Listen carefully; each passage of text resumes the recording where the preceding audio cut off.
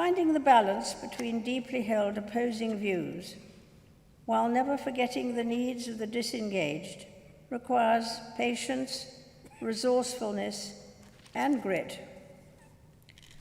Although you have faced recent setbacks, to have come to the cusp of a historic peace agreement against the expectations of many is a testament to your courage and perseverance, and that of the Colombian people. If there is any country that has stood by Colombia in both the good and the bad times, it has been the United Kingdom.